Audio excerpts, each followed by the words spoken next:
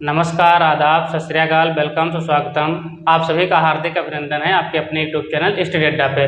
तो देखिए, पिछली क्लासों में हमने एक्टिव से पैसिव बनाने के रूल पढ़ रहे थे। उस क्रम में हमने बताया था, देखिए 12 टेंस टोटल होते हैं, उनमें से 8 प्रकार के टेंस की पैसिव वॉइस बनाई जा सकती है। 4 जो बचे हुए उनकी पैसिव वॉइस नहीं बनाई जा सकती है। ठीक है, तो मैंने ये सब आपको बता दिया था पिछली क्लासों में। ठीक, अब हम कुछ उसी के आगे देखते हैं। जैसे कि आज की क्लास में हम देखेंगे इंपरेटिव सेंटेंस की पैसिव वॉइस किस प्रकार से बनाते हैं। तो सबसे पहले तो ये जानना जरूरी होगा आप लोगों को कि इंपरेटिव सेंटेंस किसे कहते हैं। जो बच्चे हमारे साथ में नए जुड़े हैं वो पिछली क्लासों को देख लें, ठीक है, और वो पिछले जो वीडियो हैं वो जरूर देखें। प्लेलिस्ट मैंने बना रखा है एक्टिव पैसिव की, ठीक है, तो आप लोग पूरे देख सकते हैं। ठीक है, क्रम से देखेंगे तो आपको ज्यादा समझ में आएगा। ठीक है, यदि आप बीच बीच में देखेंगे तो नहीं समझ में आएगा। आप लोग सीरियल वाइज वीडियो देखिए। ठीक है, तो आज हम इंपरेटिव सेंटेंस की वाक्यों की किस प्रकार से पैसिव बनाते हैं वो आज की क्लास में डिस्कस करेंगे। तो सबसे पहले हम बता दें इंपरेटिव सेंटेंस कौन होते हैं। ठीक, तो देखिए वे सेंटेंस जो वर्ब की फर्स्ट फॉर्म से स्टार्ट होते हैं, ठीक है, जिनमें आज्ञा, निवेदन, परामर्श, ठीक, ये सब भाव प्रकट होते हैं, वो सेंटेंस कौन से होते हैं, वो इंपरेटिव सेंटेंस कहलाते हैं। क्या कहलाते हैं? Imperative sentence. ठीक, तो सबसे पहले हमने क्या बताया, यानी कि जैसे हमने एक सेंटेंस लिख रहे हैं, जैसे लिखा है शट द डोर, यानी कि दरवाजा बंद करो या दरवाजा बंद कीजिए। ठीक है, तो इसमें किसी को आज्ञा दी जा रही है ना, यानी कि किसी से कोई व्यक्ति कह रहा है। ठीक, तो ऐसे वाक्य सबसे पहले आप पहचान सब समझ जाएंगे कि ये वर्ब की फर्स्ट फॉर्म से स्टार्ट होते हैं। ठीक, और इसमें जो सब्जेक्ट होता है वो सब्जेक्ट हिडन रहता है, अर्थात जब आप कहेंगे किसी से तो कोई व्यक्ति होगा ना सामने, ठीक, उसी से तो कहेंगे। जैसे हमने कहा कमिन, यानी कि कोई जैसे बाहर से आ रहा अंदर को, तो कोई व्यक्ति होगा ना, तो यानी कि यू कमिन। ठीक, तो इस प्रकार से इसमें सब्जेक्ट यानी कि यू जो होता है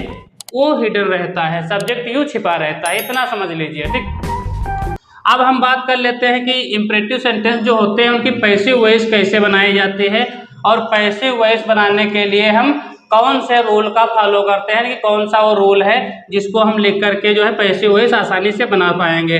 तो बता देते हैं, आप लोग नोट कर लीजिए। ये तो जैसे एक्टिव वॉइस की पहचान हो गई। ठीक, अब हम पैसिव वॉइस समझते हैं। ठीक है, तो पैसिव वॉइस जब हम बनाएंगे तो सबसे पहले हम लगाएंगे लेट। क्या लगाएंगे? लेट। उसके बाद क्या लगाएंगे? उसके बाद जो भी सब्जेक्ट होगा एक्टिव वॉइस का, जैसे कि अब ये सेंटेंस है, तो ये सेंटेंस जैसे कि ये शट वर्ब हो गई, वर्ब के बाद द डोर है, ये क्या हो गया? ये ऑब्जेक्ट हो गया। तो सबसे पहले हम लेट लगाने के बाद ये सब्जेक्ट का जो ऑब्जेक्ट है इसको सब्जेक्ट बना लेंगे, तो सब्जेक्ट प्लस, अब इसमें वर्ब देखिए, हेल्पिंग वर्ब क्या लगाएंगे? तो हेल्पिंग वर्ब देखो इसमें तो कोई दी रही है, तो इसलिए हेल्पिंग वर्ब इसमें हम बी लगाते हैं। ऐसे वाक्यों में क्या लगाते हैं? हेल्पिंग वर्ब बी लगाते हैं। उसके बाद वर्ब की कौन सी फॉर्म यूज करते हैं? तो वर्ब की देखो थर्ड फॉर्म, हमने यहाँ पे भी बताया था, इसमें भी वर्ब की कौन सी फॉर्म यूज करेंगे? वो थर्ड फॉर्म। यानी कि पैसिव वॉइस जितने भी सेंटेंसों की आप बनाएंगे, कोई भी टेंस होगा, सभी में वो आपको वर्ब की थर्ड फॉर्म ही लगाना होगा। सब्जेक्ट बी प्लस वर्ब के थर्ड फॉर्म लगा लेंगे। आप देखिए यहाँ पे अदर वर्ड, यदि कोई एक्स्ट्रा वर्ड दे रखा है तो वो अदर वर्ड लिख लेंगे। ठीक है, अदर वर्ड लिख लेंगे, यानी कि कोई एक्स्ट्रा वर्ड दे रखा है, ठीक, तो उसको लिख लेंगे। अब बात करते हैं बाई की, तो बाई यू आप लिखिए तो ठीक है, ना लिखिए तो ठीक है, यानी कि यू छिपा रहता है, आप लोग लिखना चाहें तो लिख सकते हैं बाई यू, ना लिखना चाहे तो कोई जबरदस्ती नहीं है। ठीक है, तो आप ये इस फार्मूले को नोट कर लें। ठीक है, और इसी के माध्यम से आप लोग बना सकते हैं। ठीक, अगर बात कर लेते हैं, अगर जो निगेटिव है, नॉट आया है, ठीक है, यानी कि डोंट से शुरू है या डू नॉट से शुरू है, यानी कि सेंटेंस हमारा निगेटिव है, यानी कि आदेशात्मक वाक्य क्या है? निगेटिव है। तो कैसे बनाएंगे? तो उसके लिए भी आप लोग फार्मूला नोट कर लें, सब्जेक्ट प्लस, यानी कि let plus subject plus be से पहले हम नॉट लगा लेंगे। क्या लगा लेंगे? Not, plus be plus verb की थर्ड फॉर्म प्लस, यानी कि बाई यू लगाइए आप तो ठीक है, ना लगाइए तो भी ठीक है। ठीक है, यानी कि या अदर वर्ड दे रखा है तो अदर वर्ड लिख ले। ठीक, तो ये आप लोग नोट कर लें, आसान रहेगा आप लोगों को सेंटेंस बनाने में, एक्सरसाइज करने में। और बता दें आपको हम, यदि एक्टिव वॉइस के सेंटेंस में, एक्टिव वॉइस में यदि प्लीज आया है, क्या आया है भैया? प्लीज, या काइंडली आया है, या फिर सर आया है या जेंटलमैन आया है, ठीक, जेंटलमैन आ गया, या इस प्रकार से रिक्वेस्ट वाले वर्ड यदि आ गए हैं तो आप लोग क्या करेंगे, इन सेंटेंसों को रिमूव कर देते हैं, यानी कि इनको हटा देते हैं, ठीक है। जब पैसिव बनाएंगे तो पैसिव बनाते समय जैसे कोई प्लीज आ गया तो प्लीज को हटा देंगे, काइंडली आ गया तो काइंडली को हटा देंगे, ठीक है। अब इनके जगह पे हम लगाते क्या हैं तो बता दें, पैसिव वॉइस में इनके जगह पे हम लगाते हैं यू आर रिक्वेस्टेड टू। ये आप लोग नोट कर लें, यू आर रिक्वेस्टेड टू लगाते हैं। यदि ऐसे सेंटेंस में नॉट आया है तो नॉट के लिए क्या करते हैं, यू आर रिक्वेस्टेड लिख करके और फिर नॉट लगा देते हैं, फिर उसके बाद टू लगाते हैं, नॉट टू लिखते हैं, ठीक। आप लोग इसको जो है आसानी से अपनी भाषा में जो है इसको नोट कर लें, ठीक है, तो आसान रहेगा। अब हमने क्या बताया, जो इंपरेटिव सेंटेंस होते हैं वो वर्ब के फर्स्ट फॉर्म से स्टार्ट होते हैं, ठीक, आप सीधे समझ जाएंगे। यदि इंपरेटिव सेंटेंस नेगेटिव होगा तो वो डू नॉट या फिर डोंट से शुरू होगा, ठीक है, डू नॉट या फिर डोंट से शुरू होगा, तो आप आसानी से पहचान जाएंगे कि ये इंपरेटिव सेंटेंस है, ठीक। बाकी हमने ये बता दिया इसको कैसे बनाएंगे, तो ये रूल आप लोग नोट कर लीजिए। नेगेटिव है तो नॉट कहाँ लगेगा, हेल्पिंग वर्ब बी से पहले लगेगा, ठीक। और प्लीज काइंडली यदि आया है तो आप लोग क्या लगाएंगे, तो आप लोग यू आर रिक्वेस्टेड टू लगा देंगे। यदि आप लोग इसको नोट कर लिए हैं, ठीक है, तो अब हम जो है कुछ एक्सरसाइज आप लोगों को करवा देते हैं। हाँ, तो एक्सरसाइज देख लेते हैं, फटाफट आप लोग नोट कर लीजिए। देखिए, आप लोग चाहिए तो पहले इसका स्क्रीनशॉट ले लीजिए, फिर आप लोग अपने आप से जो है कर लीजिए, अभी रूल हमने बता ही दिया है। तो देखिए, सबसे पहला वाक्य है, लिखा है डू इट। तो सबसे पहले हमने क्या बताया था, इसमें क्या करना होता है, लेट लिखिएगा, ठीक। उसके बाद जो ऑब्जेक्ट है उसको सब्जेक्ट बनाइए, तो लेट इट, और अब हेल्पिंग वर्ब क्या लगाएंगे, बी। डू की थर्ड फॉर्म क्या हो जाएगी, तो डन हो जाएगी, ठीक। बाय यू आप लोग यदि लिखना चाहें तो लिखिए, ना लिखना चाहे तो मत लिखिए, इग्नोर कर दीजिए, अभी हमने बताया ही था, ठीक। अगला है हमारा वाक्य सेव द वाटर, ठीक। तो द वाटर हमारा क्या है, ऑब्जेक्ट है, ठीक, इसी को हम सब्जेक्ट बना लेंगे, ठीक। तो हो जाएगा हमारा सेंटेंस क्या हो जाएगा, देखिए सबसे पहले तो लेट लिखेंगे, ठीक। इसके बाद हम क्या लिखेंगे, द वाटर। तो द वाटर हमारा जो है इस समय क्या हो जाएगा, सब्जेक्ट का, इधर ऑब्जेक्ट था तो ये सब्जेक्ट हो जाएगा। Let the water be, save की थर्ड फॉर्म क्या हो जाएगी, सेव्ड हो जाएगी। बाय यू हमने बताया था अभी कि आप लोग लिखना चाहें तो लिख सकते हैं, वरना छोड़ भी सकते हैं। Call the poor, call the peon, sorry call the peon, peon यानी चपरासी को बुलाओ, ठीक। तो let the peon be, call की थर्ड फॉर्म क्या हो जाएगी, called. Don't kill the bird, अब देखिए निगेटिव आ गया, अभी हमने बताया था, ठीक है। तो निगेटिव डोंट से शुरू हो या डू नॉट से शुरू हो, ठीक है, तो निगेटिव सेंटेंस होगा, ठीक।